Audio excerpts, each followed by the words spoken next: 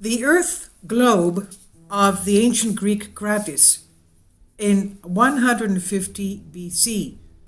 He describes areas of the world they allegedly did not know existed. How could they have known? Did they discover these areas? Did they have flight? What took place? Now, this globe was built 2,150 years ago, that is around 150 BC, from Kratis Maliotis, originated from Malus of Cilicia. It refers to Andoiki, that means the area of Australia. It also refers to North America across the Atlantic Ocean called Perieki, which were discovered by some pioneers 1,500 years after Kratis's globe and map of the Earth. Please support my portrayal. He also mentions South Americas as Antipodes. Europe, Africa, and Asia are referred to as the many. Thank you so much for your support. Its definition of the known land. Kratis was a Greek Stoic philosopher and grammarian with his own school in Pergamon of Asia, but he became known as the first globe maker. So he made a globe of what the Earth looked like and the known areas of the Earth on his globe. So he was known as the first globe maker. He dealt with the spherical shape of the Earth. He presented his globe in Pergamon about 150 BC. He argued that the Earth is divided into 5 zones. 2 polar zones, north and south, very cold and unfavorable. That is, human life could not really easily survive there. And also 2 temperate zones and 1 very hot and unfavorable, that is the equator torrid zone.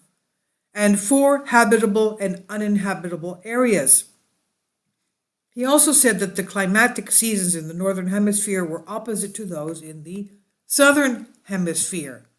This is by Strabo Geography, and you can find that in 510. So obviously they knew something about the continents of the Earth. Now the question is, how did they know? Were there people that traveled there? Well, we know that the ancient Greeks did go and trade with all along the coast of the known world there, around Western Europe, into the British Isles, even into Scandinavia. And they were said that to have traveled to the Faroe Islands just northwest of Scotland, and from there on to Iceland, and then on to Greenland, and then on to North America. We also have evidence by archaeologists and anthropologists that there is ancient Greek Minoan DNA in the Native American Indians of the Great Lakes region.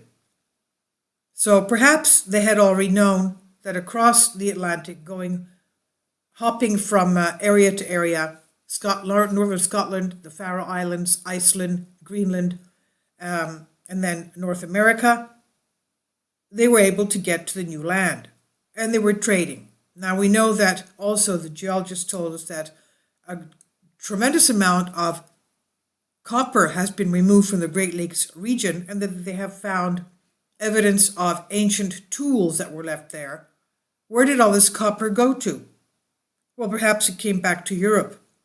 It was used for construction, it was used for making chariots, making armor, and things like that. Please leave your comments, and thank you for your support. I've again translated this for you from a Greek article.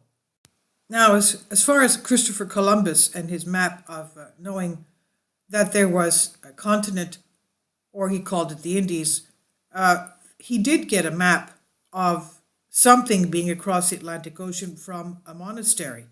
Now, we know monasteries have very often libraries of very ancient texts and parchments. Perhaps he found one such map from this monastery that he was given and somehow got to the new land.